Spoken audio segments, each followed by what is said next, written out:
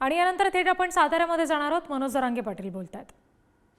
हे दंगली झाल्या पाहिजेत आणि मराठा समाजाची इच्छा आहे त्या झाल्या नाहीत पाहिजेत। शांतता या राज्यात राहिली पाहिजे आणि मराठ्यांना ओबीसीतून आरक्षण मिळावं। सर्वसामान्य मराठा एका बाजूने उभा राहिला आणि सर्वसामान्य मराठ्यांना माझी विनंती की एवढी संधी आपल्या लेकरांना आयुष्याचं आरक्षण देण्याची। प्रत्येक जिल्ह्यात ज्या ज्या तारखेला ज्या ज्या ठिकाणी आपल्या रॅल्या त्या त्या ठिकाणी सगळ्यांनी उपस्थित राहावं। साताऱ्यासारखंच प्रचंड संख्येनं राज्यभरात प्रतिसाद आहे। पुढच्याही जिथं जिथं राहिले तिथे तिथं समाजानं ताकदीने यावं। एक दिवस कामं बंद सगळ्यांनी ठेवावी।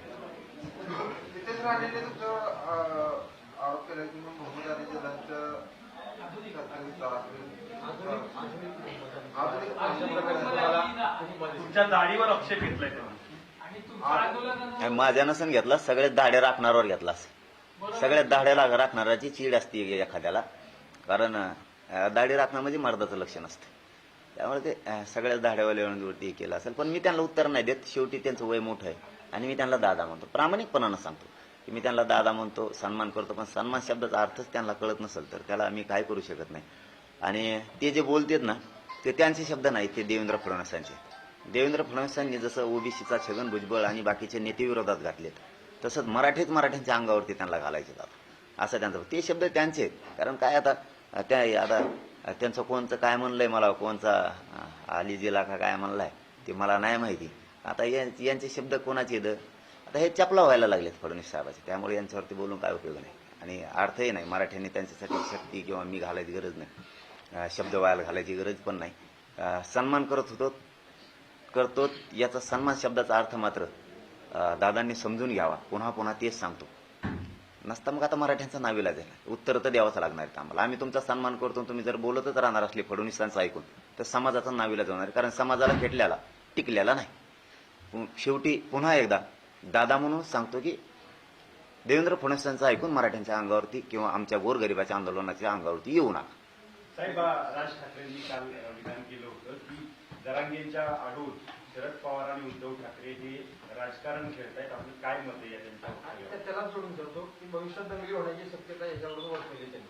नाही, त्यांनी वर्तवले मग थोडंच होत असते।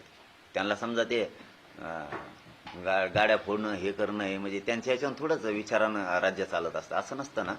शेवटी इथं राज्य हे सगळ्या जनतेचं आहे, सगळ्या जाती धर्माचं आहे। इथं शांतता राहिली पाहिजे, सगळ्यांची इच्छा आहे आणि शांतताच राहणार आहे। दंगली होणार नाहीत आणि काही होणार नाही।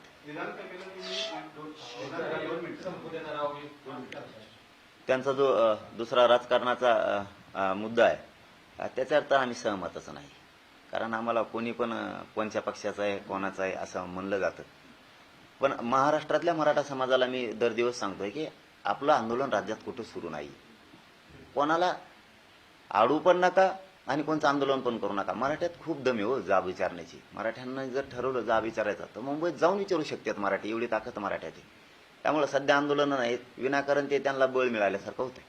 महाराष्ट्रात की मुंबईमध्ये जावं लागेल जर तुम्ही लोकांचा कौल पण काल विचारत होता की जायचं का, अशा पद्धतीने तुम्ही विचारत होता। नेमकं काय तुमच्या डोक्यात, मुंबईला तुम्ही जाणार आहे का? नाही, डोक्यात काय नाही, जे बोलतो ते स्पष्ट मीडियाच्या बांधवासमोर बोलतो आणि मीडियाच्या बांधवांनी इतका विश्वास मी दुसऱ्यावर ठेवत पण नाही। मला काही बोलायचं असलं, सरकारशी बोलायचं असलं, कोणाशी बोलायचं असलं, मीडियाशिवाय मी बोलतच नाही। ते पारदर्शक माझ्या कामाला आलं, माझ्या समाजाच्या पण कामाला आलेलं आहे। त्यामुळं कारण काही नाही, पण हे देणार नसले मुंबई आमची आहे ना, आम्ही का जाऊ नये का मुंबई? सगळी दुनिया जाते ना, आम्ही एकट्याने जायचं नाही का? एकदा पोराला चक्कर मारायची असेल तर मारायची, एकदा आरक्षणासाठी मारू शकते। पण राज्यामध्ये आरक्षणाची गरज नाही असं सुद्धा राज ठाकरे म्हणतायत। आर्थिक निकषावर आरक्षण हवं असं त्यांना गरज नाही, बाकीच्यांना आहे ना। आता काय असतं, राजसाहेब ठाकरेंनी विचार करायला पाहिजे या गोष्टीचा की गोरगरिबांना आरक्षणाची आवश्यकता आहे। जे त्यांना वैभव मिळालं गोरगरीब जनतेच्या मराठ्यांच्या जीवावर मिळालेलं आहे आणि श्रीमंताला येशीत बसणाऱ्याला आरक्षणाची किंमत नाही कळणार। ही झळ गोरगरीब जनतेला बसलेली, त्यांच्या भावना फक्त एकदा जाणून घ्या आणि मग म्हणा तुम्ही मराठ्यांना किंवा महाराष्ट्राला आरक्षणाची गरज नाही। एकदा त्यांच्या घरी जाऊन विचारा, विद्यार्थ्यांना विचारा, विद्यार्थ्यांना विचारा तुला आरक्षणाची गरज आहे का? ती जर नाही म्हणली तर मग तुमचं मत व्यक्त करा। तुमचं प्रत्येक वेळेस तुमचेच विचार जनतेवर लादून चालत नाही आणि तुम्ही ते लादू पण नका। साहेब, उद्धव ठाकरेंच्या गाडीवर काल राज ठाकरेंच्या गाडीवर काल सुपाऱ्या टाकल्या. त्यानंतर संजय राऊत यांनी सांगितलं की ते शिवसैनिक नव्हते तर ते मराठा आंदोलक होते आणि त्यांचा तो रोष होता. काय आहे नाही, ते कोण होते मी पण नाही बघितले, पण मी एवढंच सांगतो की राज्यात आंदोलनं सुरू नाही. मराठ्यांचे कुठंच विनाकारण कोणी फडणवीस साहेबांची सुपारी घेतल्यासारखं ते अभियान सुरू केलं, षडयंत्र त्याच्यात सामील होऊन विनाकारण रॅल्या काढणं, कुठं यात्रा काढणं, कुठं जाब विचारणं, हे कामं बंद करावं. कारण समाजात ताकद आहे ना जाब विचारण्याची. मुंबईत जाऊन विचारू शकतो ना, असं थोडंच आहे की समाज विचारू शकत नाही म्हणून तुम्ही विचारायला चालला. आंदोलनच नाही, विनाकारण त्यांना गालबोट लावायचं आंदोलनाला. त्यांचं ऐकून कोणत्याच मराठा समाजानं आंदोलन करू नये ही इच्छा आहे. शेवटी निर्णय त्यांचा आहे.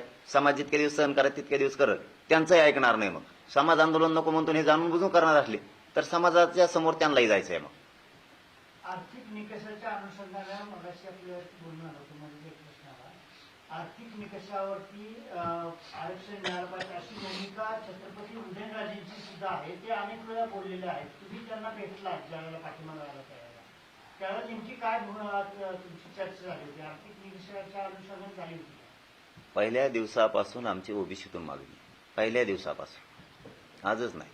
83 क्रमांकाला कुणबी आहे, मराठा आणि कुणबी एकच आहे. आमचा व्यवसाय एक. हे व्यवसायाच्या आधारावर आरक्षण या राज्यात देशात दिलं गेलेलं आहे.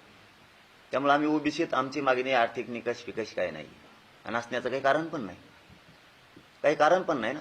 ही कोण नवीनच कुठून आम्ही मागणी घेणार? जे होणारच नाहीये त्याच्यात कसं काय पडणार आम्ही? आमच्या हक्काचं आहे ना. पण ज्यांना कोणाला आर्थिक निकषावर द्यायचंय, कुठल्या दुसऱ्या समुदायाला एखाद्या, त्यांना तुम्हाला आम्हाला माहित नाही. तर मनोज जरांगे पाटील साताऱ्यात बोलत होते आणि यावेळी त्यांनी पुन्हा एकदा राज्यातले 113 आमदार पाडणार असं म्हटलंय. आंदोलन सुरूच राहणार आणि आरक्षण मिळण्याची ही शेवटची संधी आहे, या सगळ्या मुद्द्यांचा पुनरुच्चार केलाय. त्यांच्या पत्रकार परिषदेकडे आपलं लक्ष असेल.